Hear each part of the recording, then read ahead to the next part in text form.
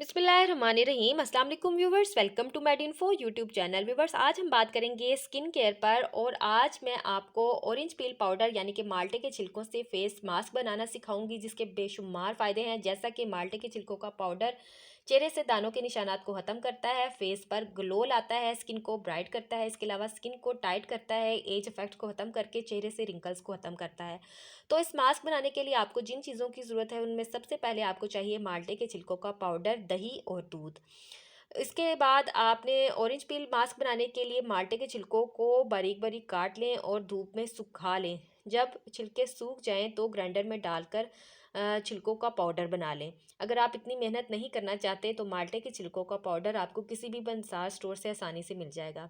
इस पाउडर के तकरीबन 2 टेबलस्पून लें और आधे कप दूध में डालकर पका लें। जब दूध खुश्क हो जाए और छिलके और दूध का मिक्सचर इस हालत में आ जाए तो फ्लेम बंद कर दें और इसको ठंडा होने दें।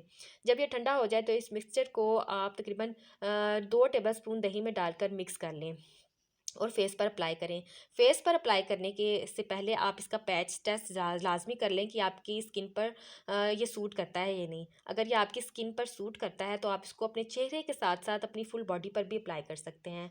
आप अपनी ज़रूरत के हिसाब से ऑरेंज पील पाउडर मास्क बनाने के लिए अपनी इन चीज़ों की मकदार को कम या ज़्यादा कर सकते हैं।